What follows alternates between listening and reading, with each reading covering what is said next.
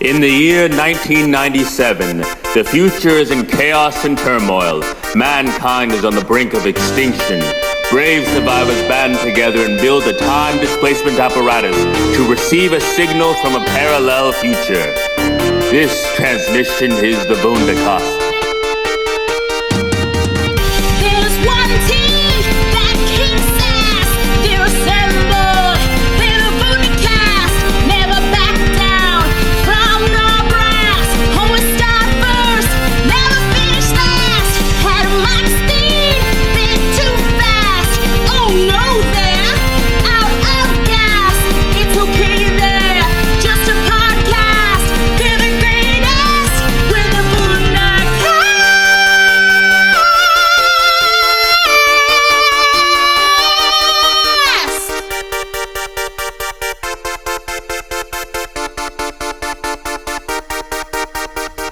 Welcome to the Wundercast, the official podcast of Wunderblog.com, the podcast that knows that when you hit a one-winged angel, the match is over. There's no kick out.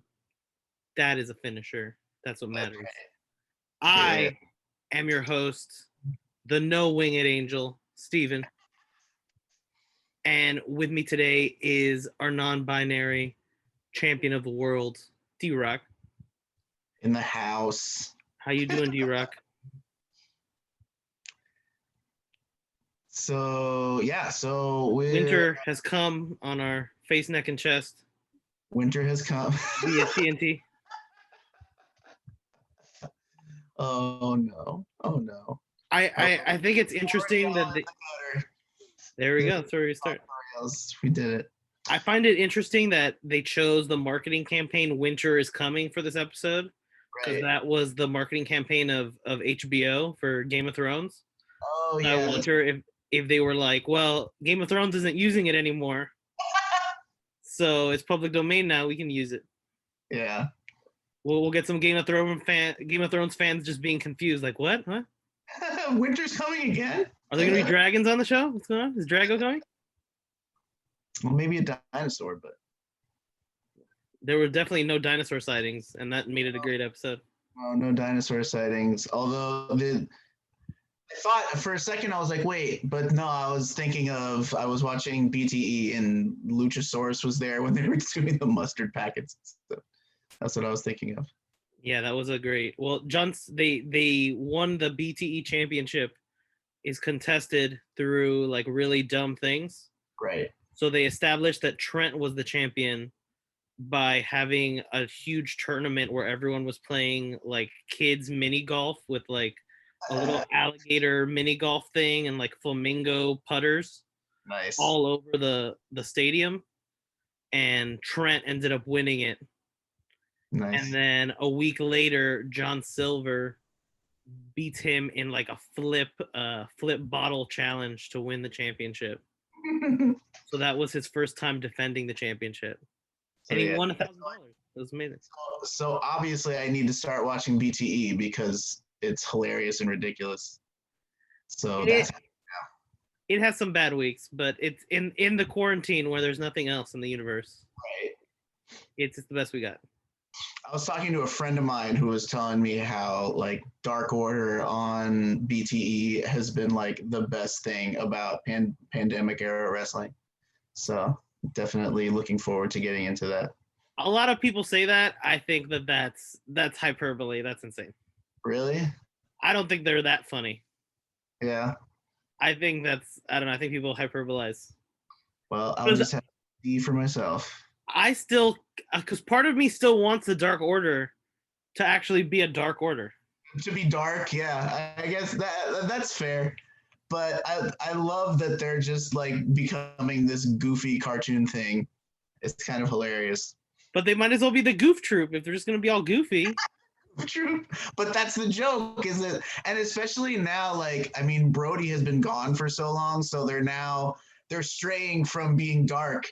Because he was the dark one. He was like, like he was kind of the only one of all of them that was really putting over that this was like something actually dark. I feel like. And now that he's been like absent for so long, now they're just like not even keeping up any appearances of darkness. They're just the goof order. Was there any Dark Order this week? There was, I mean, they were in the. That's a good transition. The first match was the Dynamite Diamond Battle Royale, which Oh, that's right. They helped Hangman. Yeah, they helped Hangman, even though he still lost. So which is kind of interesting. I like that they're kind of setting up like, you know, Paige is finding like acceptance and like, you know, kind of latching on to Dark Order, but it's not actually that great for his career. It's just something that he kind of needs as a person right now, which is kind of cool. But the Battle Royale, I thought, was honestly, I mean, it hasn't been a particularly high bar in my opinion, but this is one of the best Battle Royales I've seen in AEW. It was a good energy to start the show off with. And usually it's hit or miss when you start off with a Battle Royale. Yeah. But it brought a frenetic, chaotic, fun energy to the opening of the show. And I think they just like they booked this battle royale better than any that I've seen before. With like, you know, it moved, you know, actual stories forward. Everyone who kind of needed a rub kind of got a chance to do their thing. Miro got to look dominant, and Jungle Boy, who I don't even like Jungle Boy that much, but his little hope spot at the end was like probably the most I've liked him since AEW started. So that was a really fun sequence. And he got to do that crazy apron sequence with Sammy. Yeah. That was like totally insane. It was also really awesome getting to see Miro and Wardlow face off. Yeah, for sure. That was a fun tease. Even though it was, and it was kind of, it was a tease because it was Wardlow and the Inner Circle. So he kind of had backup, so it was a little unfair. But there were glimpses of a little bit of, you know, like what you're probably going to see in the future, which is a Miro Wardlow match. There's so many guys like that. They have all these big hoss guys that are just kind of floating around each other and teasing the idea of facing off. And, you know, one day each of those pairings is going to like get their time to shine. And all of them, I think, are going to be really good. The most disappointing thing is that it ended up just going to Orange Cassidy. I like Orange Cassidy because I don't hate fun like Steven. But yes, I'm anti-fun.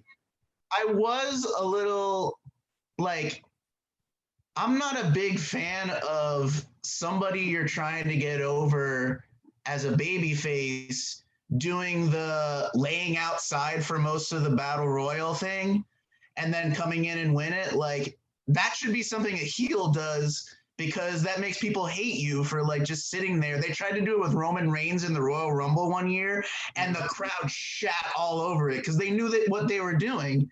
And it was like, yeah, you have to have like somebody who people don't actually care about, or that you're not trying to get people to care about, to do a spot like that. If you wanted me to get hyped that Orange Cassidy won, you should have had it be Orange Cassidy and the three members of the Inner Circle at the end, and right. Orange Cassidy somehow bests all three of them. Yeah, he should have gotten the Jungle Boy spot. Probably if they were, you know, if they were having him win, which they did, you know, it would have been cooler to see him have the Jungle Boy thing instead of, you know, having him just like slide in at the end. And also, like, I was really excited that it was going to be MJF and Wardlow, which also I will say, I think AEW likes to slow play a lot of things. So a lot of times when we're like, oh, it should have been this guy and this guy, like, I feel like they have a long-term plan to do that, or at least I trust them a little bit more. You know, we're so used to watching WWE where they have they have not earned our trust in any way, shape, or form. Whereas AEW has kind of earned a little bit of trust at this point to be like, well, let's see, maybe they're doing that later. Because I feel like it's obvious at some point the MJF Wardlow dynamic is going to blow up. So I think, you know, being able to get a little bit more out of them being in the inner circle for a while, doing a couple more of those fun comedy segments and stuff like that, which is also a good segue. But I don't know if you have anything more to say about the Battle Royal. No, I agree completely that definitely they've been teasing MJF and Wardlow's sort of friction and connection for a long time, and the back and forth between that. It would have been nice to see this organic moment come about where they had to test that, and we got a glimpse of it, and it didn't really seem like Wardlow was ready to just back down and just jump back over that rope. Yeah, it would have been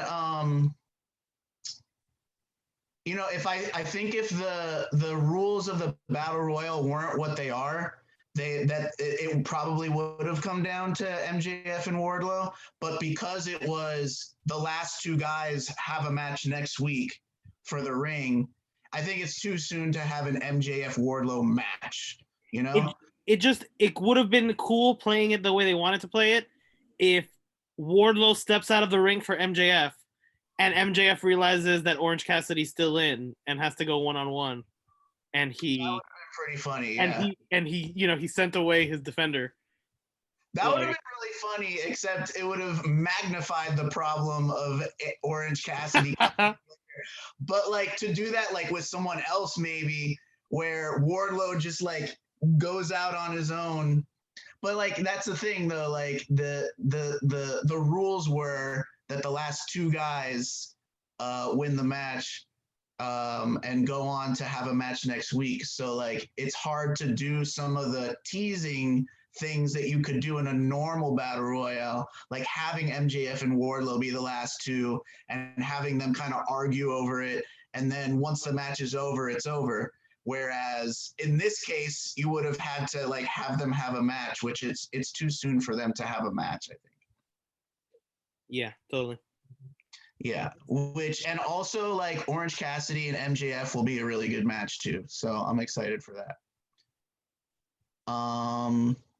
But so speaking of the drama with the inner circle, one of the many stories that they did a really good job of moving forward in the Battle Royal was inner circle, tensions within inner circle, tensions between MJF and Wardlow, of course, we were just talking about. But then they had the next match was Chris Jericho versus Frankie Kazarian, which was kind of basically a setup for this whole, you know, the breaking point of Inner Circle, where MJF's about to throw in the towel and Sammy stops him, and then Jericho thinks Sammy was throwing in the towel, and they all start pushing and shoving each other, and now Jericho has offered an ultimatum of, is the Inner Circle going to get their shit together, or are they going to break up? Steven, what do you think? Are they going to break up? I don't know. They have a lot of shirts. It might be hard to not sell those shirts. Yeah, no, I think it's pretty clear that they're not going to break up the Inner Circle next week. And I think the people writing this story probably know that most of us know that they're probably not going to break up the Inner Circle. So I'm just kind of assuming that this is some kind of setup for like another one of their crazy, brilliant comedy segments. So I'm just worried that this is all going to a place where like two people are going to be kicked out of the Inner Circle, and then they're going to be the Outer Circle. And they're going to have some sort of joke where like Chris Jericho's like, you're out of the Inner Circle or something like that. You're in of the outer circle. Yeah, and I don't know. Yeah.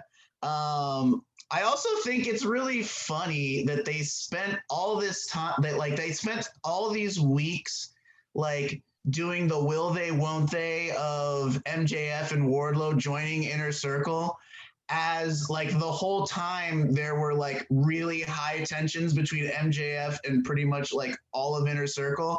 And now MJF is in Inner Circle, and who could have predicted that the Inner Circle's falling apart now? Which is pretty hilarious in like a good way. Like that's the kind of leap in logic. Like it's a leap in logic that a character was dumb or characters were dumb and didn't think this through, and now it's blowing up in their face because of course it is, which is hilarious and great. I think I figured out where this is going. They're going to tease a little more that they're going to break up, and then they're going to have a special group trip to the North Pole to learn about togetherness from Santa. And then just like they went to Vegas, they're going to go to the North Pole. Oh and my they're God. gonna learn about brotherly love and friendship and all that stuff. That would be so great. Oh my God. You should write for AEW, Steven. That would be so amazing. I hope they do that. Yeah, I'm hoping that ultimately, I don't think this particular like ultimatum angle is heading in this particular direction, but I am hoping that like long term, I really hope that the plan is for MJF to sort of subsume Jericho's role of leadership in the Inner Circle and have them all turn on Jericho. And I think I can't remember if I talked about this in our last podcast, that they all turn on Jericho, and then Jericho maybe would have a little babyface run, and then transition into commentary. Because I just feel like that would set up MJF as like the top heel in the company for years and years to come. Like he's so young, and he's already like very close to being at the top of AEW. And if they treat his character right, they could ride that out for a very, very long time and have a great heel for a really long time in MJF. So I'm interested to see where they go. Also, at a certain point, the Inner Circle has to be like, hey, while we've been doing all this stuff for ourselves, like we don't have any championships. Right. Like I want to see them go after some belts and use their manpower to their advantage. Right. I think that's also, so I like the, it seems like a lot of the factions aren't really doing that. Like most of the factions seem like they're not that interested. Like the Dark Order doesn't seem all that interested in championships, other than like Brody Lee winning the TNT title, but that wasn't really about the title exactly. It was more about Cody. The Dark Order, I mean, for kind of obvious reasons, doesn't seem all that interested in belts either. But that's kind of a big part of what factions historically have been about, is like, the members get together to have leverage to be able to win more titles. And, and then that kind of creates a natural tension where some guys have belts and some guys don't. And some guys feel like they're doing all the work for some other guys and stuff like that. So you haven't really seen that very much in AEW. Yeah. It was good. Kazarian and Jericho had a good match. Yeah, Kazarian is still really good, man. I really hope they kind of do something with him and Daniels, because they're I mean, for how old they are, they're still so good. Also, it reminded me that Scorpio Sky and Sean Spears had a good bit in the that was one Battle of the Royale too. That was one of the stories that they did a pretty good job of moving forward in the Battle Royale. There was a couple of different, like Spears and Sky did some good stuff. They had some stuff with Paige and the Dark Order that moved their story a little bit. They had a good bit on BTE before that too, where Dark Order was like having a group hug session, and you saw like Paige like outside the room kind of looking in like, I wish I had good friends. And like sipping a sipping a cocktail, of course. So yeah, the Battle Royal did a lot of good stuff, moving stories together. Spears Sky, like that's I'm really they're slow burning that feud so much, but once they actually like rocketed into like the main show kind of stuff, I feel like they're gonna have some really good matches and some really good interactions. What was next? The women's? Yeah, the next match was Britt Baker versus Layla Hirsch, who was making her debut in AEW, and I thought she looked great. Layla Hirsch was impressive, I felt. Yeah, she's powerful legs. She was, busting up suplexes.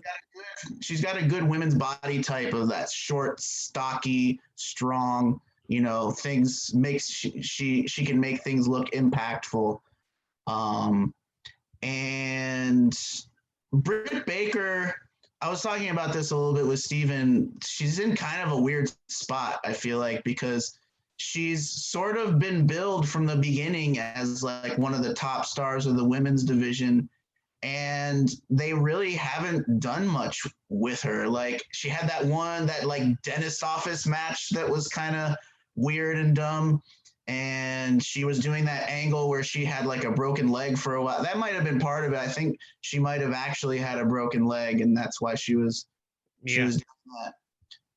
But she really hasn't done much of anything. I don't know if she might have had like one title match like at the very beginning, but I don't remember her doing much of anything. And this whole dynamic with her and Reba Rebel, whatever her name is really weird, and like I don't know where they're going with it. Yeah, I found a lot of her stuff really hard to watch. It just doesn't feel like it's I don't know, it just feels more kiddie, the wrestling. I feel like she runs into issues with making her stuff look as real as it can because she's so much taller and longer than all of her opponents, basically. So like that weird height and length disparity can kind of make you a little more cognizant of like not wanting to hurt people, And I feel like that kind of, because there were times like even in the match last night, there was like a super kick that she did that like barely touched Layla Hirsch's face. And I was like, man, yeah, it just seems like she's like kind of, and she's a new opponent, so like that's gonna be magnified in those cases where you're working with somebody new. You're not gonna, you're not used to this person. You're trying not to hurt them. So, and I feel like that's a dynamic in a few women's matches I've seen in AEW, and it tends to I feel like I've seen it a few times with Britt Baker, where she just like, some of the stuff doesn't look quite right. Yeah, the women's product is a bit amateurish at times, but I think this was still one of their better matches. Yeah, so that's good. They have a lot of talent, and you've been seeing that the last few weeks. Like it's especially like bringing in some of the women's wrestlers from NWA has really boosted the division. Bringing in like Serena Deeb and Anna Jay, or not Anna Jay, who was bringing in Thunder Rosa, bringing in God, I'm forgetting the name of the women's champion now, the NWA champion. Oh, the new champion. Isn't it Serena Deeb? Is it Serena Deeb? Maybe it is. Yeah. Yeah. Yeah. So they've been having some really good matches recently. I feel like the women's division, I think we talked about this the other day, the women's division has dramatically improved over the last couple of weeks and months. That's right. And what's next? Because I'm just dying to get to the last bit. I know there's only one more match and then the main event. There was the Cody and Darby Allin versus Powerhouse Hobbs and Ricky Starks match, which was a tight match. It was a good little match, and the ending. It was a botch. Okay, the first few minutes of the match were unseen by the populace, right? Because they were in a commercial break without picture-in-picture. Yeah. They wasted all this time showing us this great backstory and build-up. Right. And then when the actual match was to start, and the match started off hot too. Like it wasn't like they like were locking up or whatever. It started out with like mile a minute, and then all of a sudden they cut to a commercial. It was really weird. It was a travesty. But other than that, the match was pretty good. In spite of that, yeah. I don't know what just happened. I need some water, I think. That's what happens when commercial breaks come. They get in your throat and they make you die. Like commercials. Oh my God, why is it not going away? Okay. I think that's mostly better. So we got to see Hobbs for the second time, showing off his heel side. Good.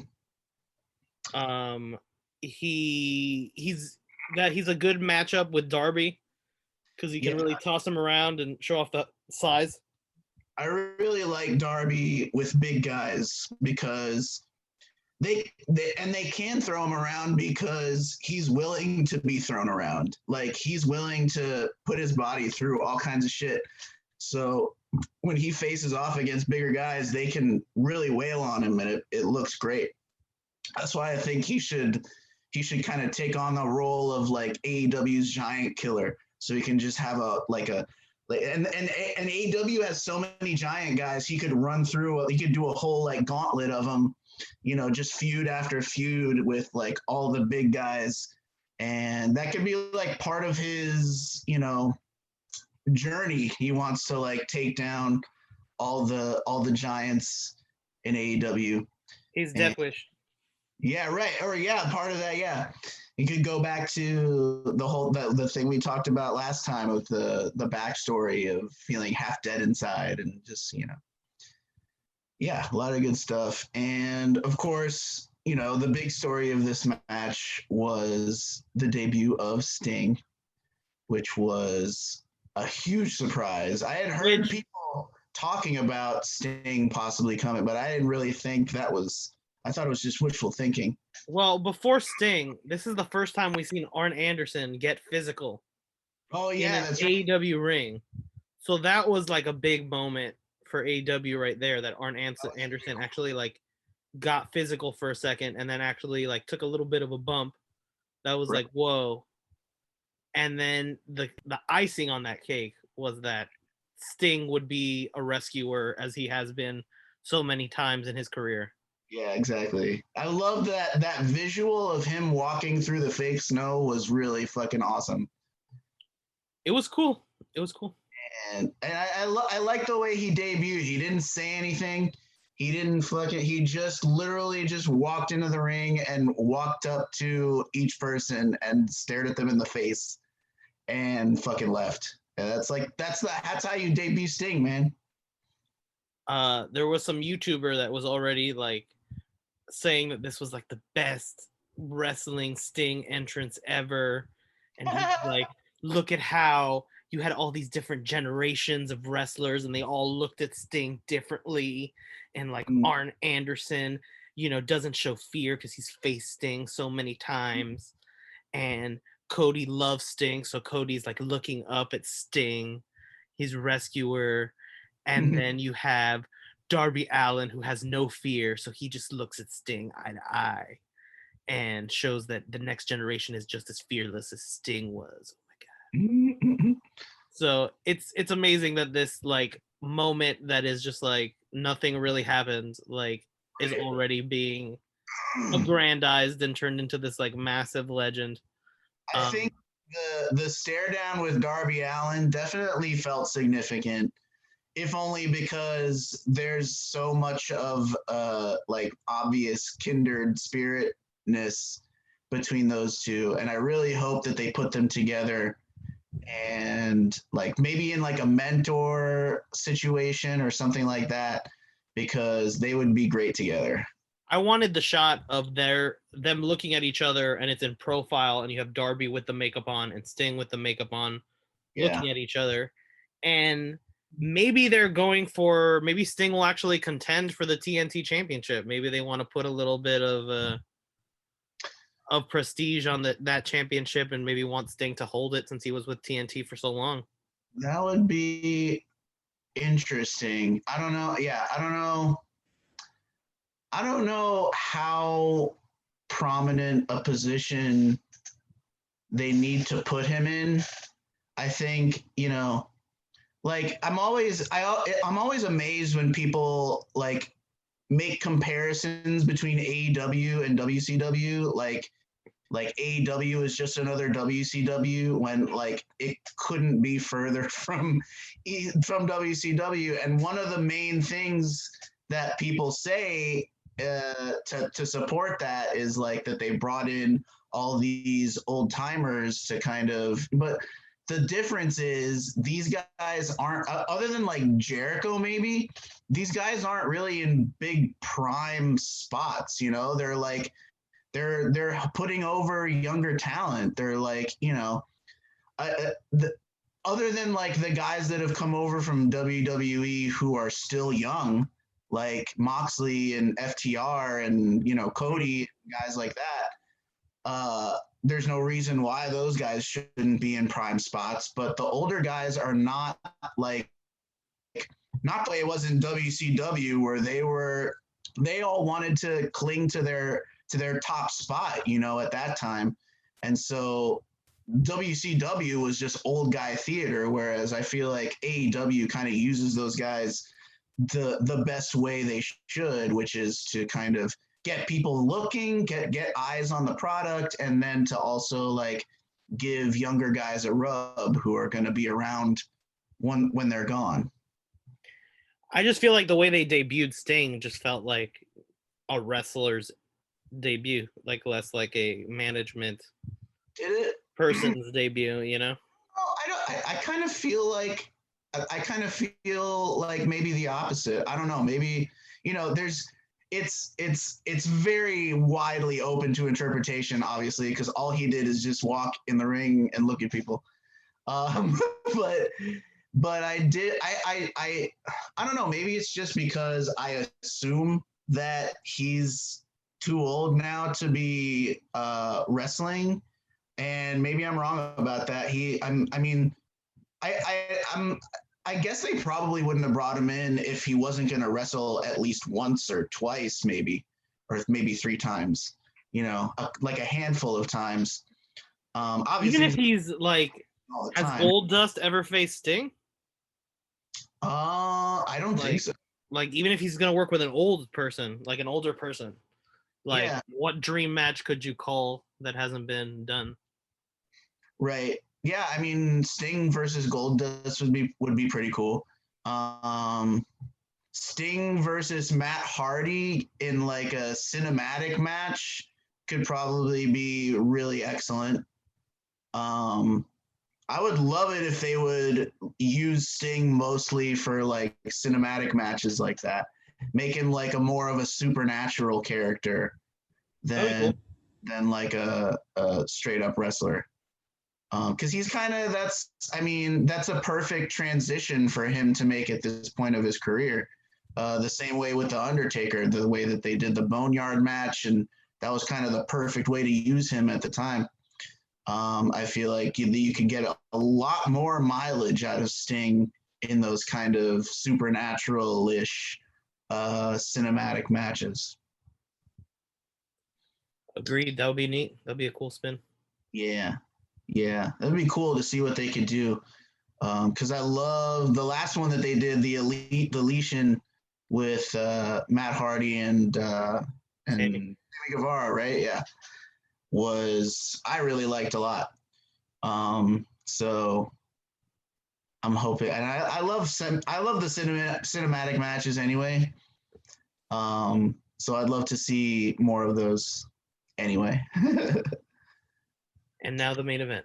And yeah, now we go on to the main event of the night, which was Jon Moxley defending his AEW championship against Kenny Omega, who has been kind of he's kind of been overlooked, not overlooked, I guess, but like he's been kind of stuck in, well, stuck probably isn't even a good word either. He's just been, he hasn't been in the spot where everybody expected him to be when he came in. He's been in a tag team for most of the time that he's been in AEW. He was a reigning tag team champion for a long time. Yes. So yes. that was a positive.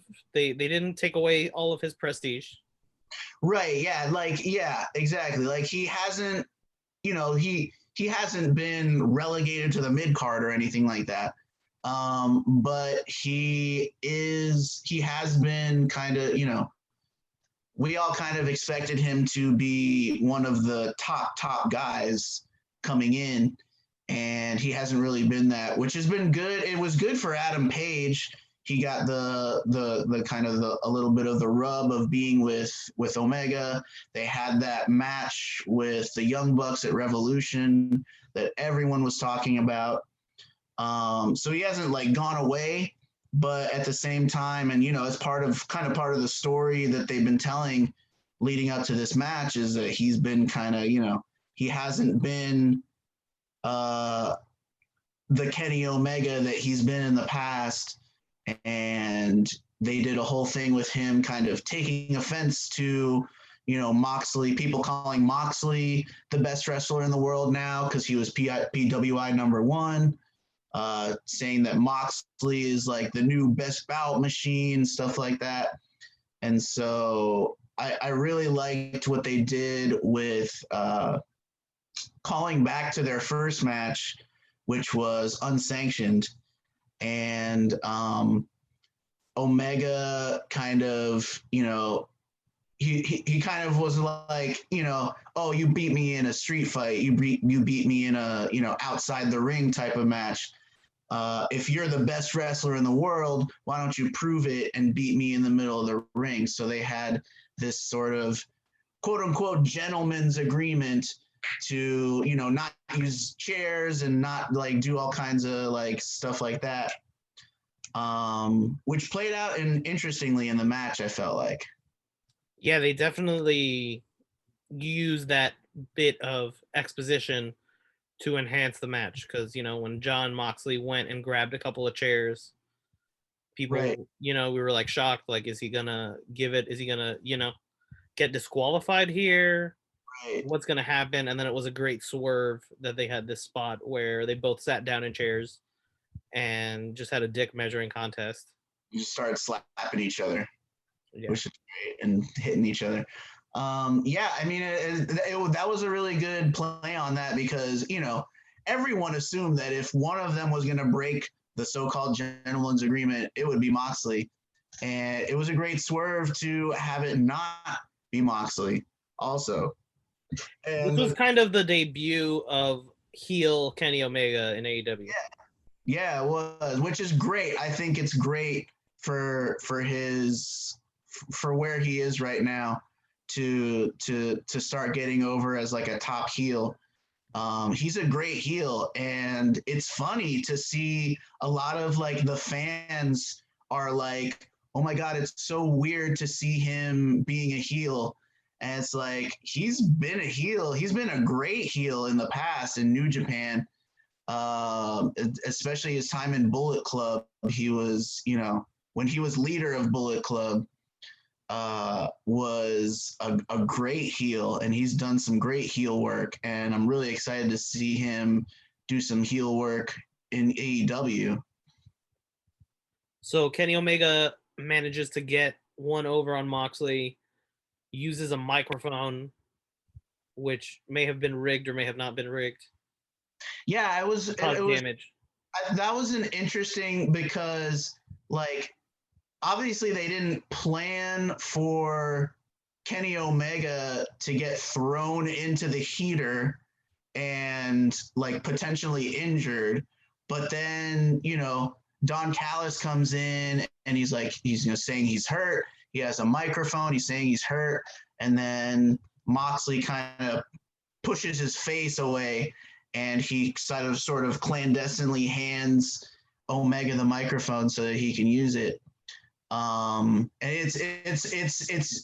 it's really quick. You would miss it if you weren't looking for it. I actually went back and watched like the highlights of the match, and you see it like it's really covert, but he hands him the microphone, and then the whole thing with them like running to the back.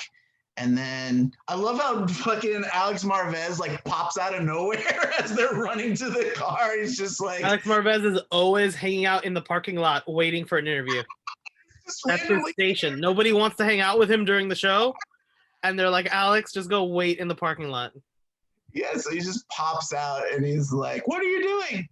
And they're like, "Well, you'll find out Tuesday night." He's like, "Wait, but Dynamite's on Wednesday." Which is really cool. I'm really excited to see what happens with this whole crossover that they're doing now. Is Kenny Omega gonna like? I mean, that's a major heel move in itself. Is like taking the championship to another show, even though the fans are all hyped about it, but it's kind of a dick move still.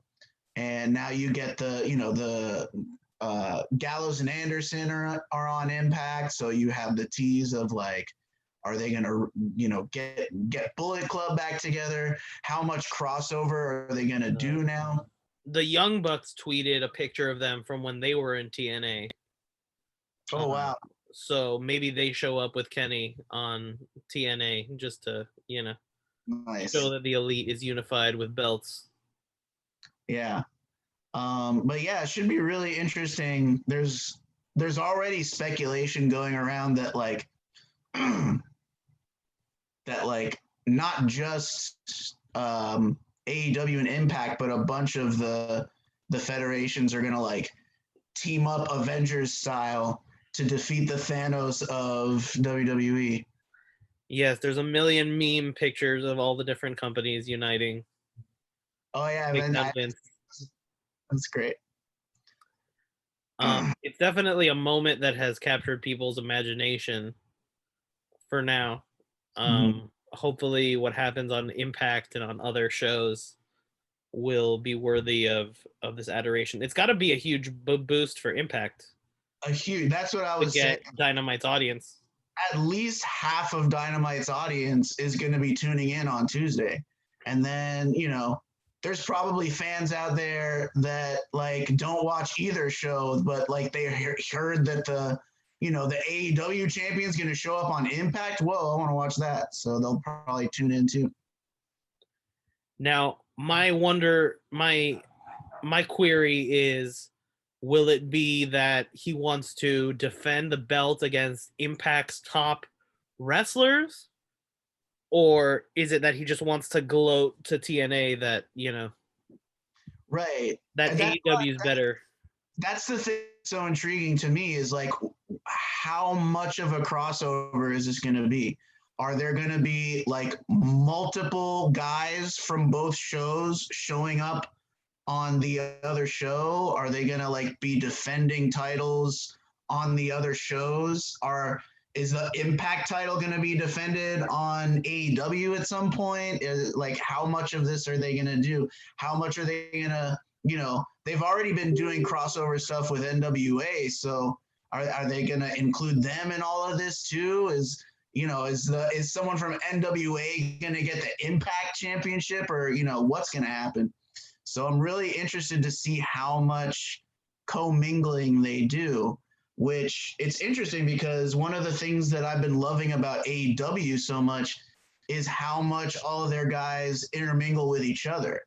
Like they don't just stick with one feud at a time. They have guys like bump into each other backstage, and they have like long-term feuds that go on while other feuds are going on. So I'm interested to see how they put all of these people together and how much they put them together.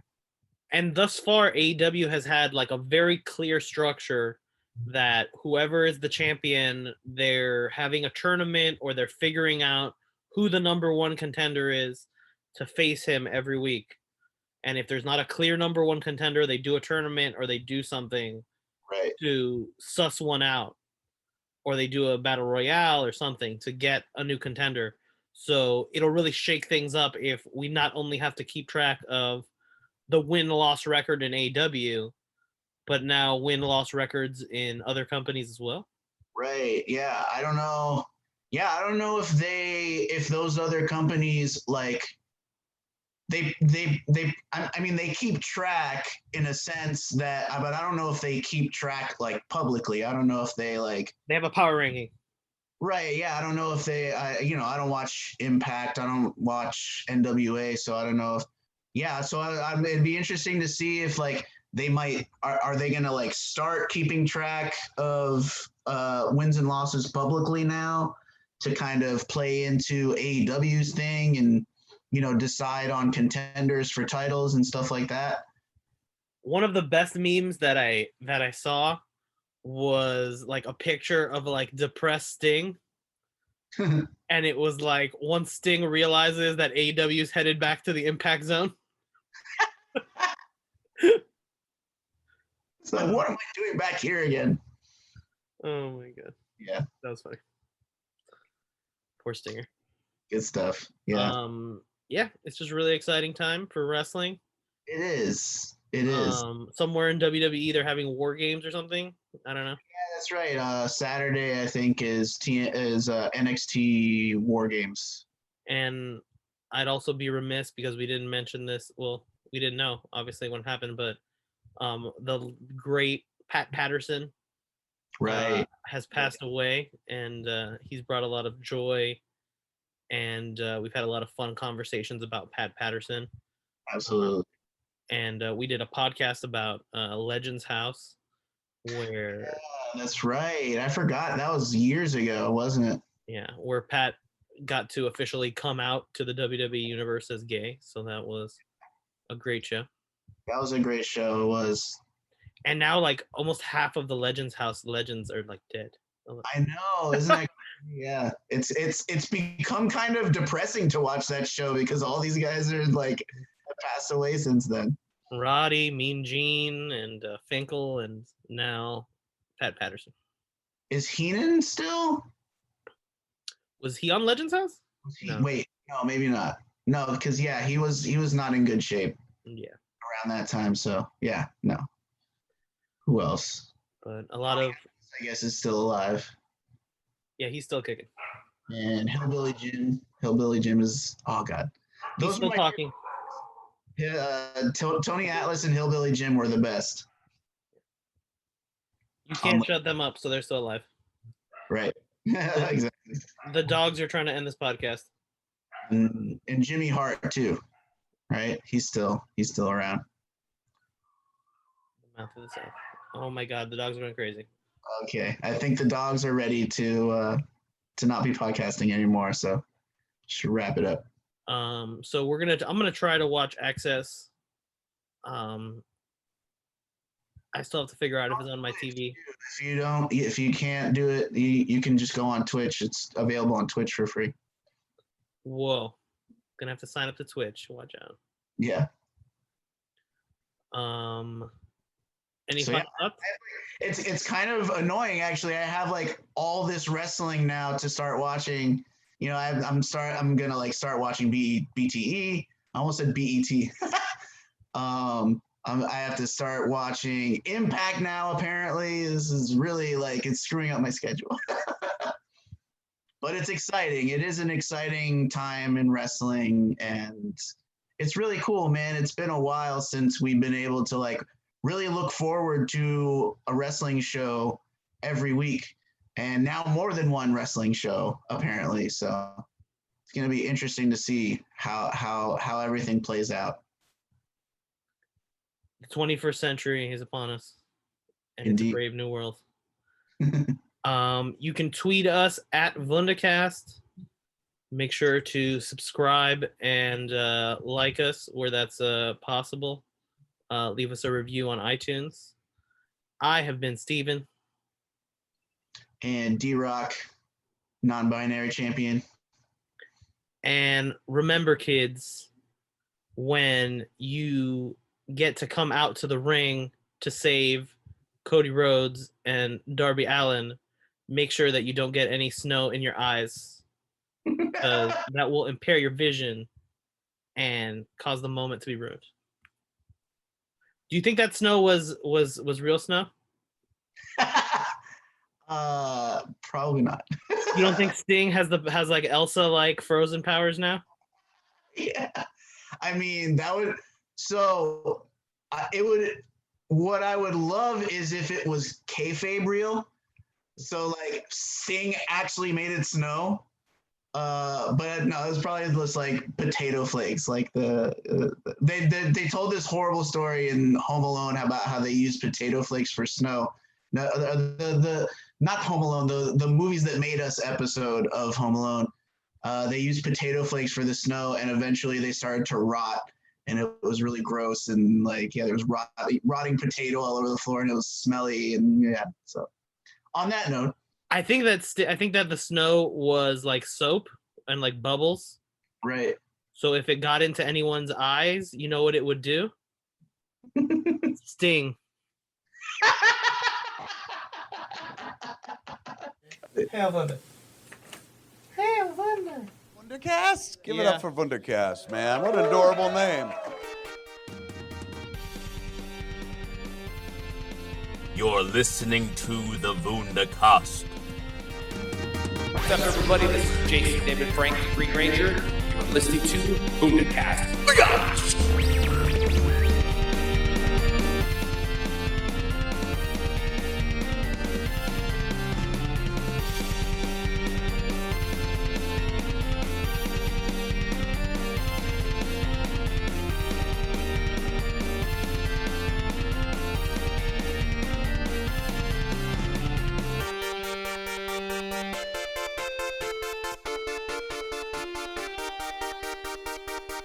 Subscribe to the Wundercast.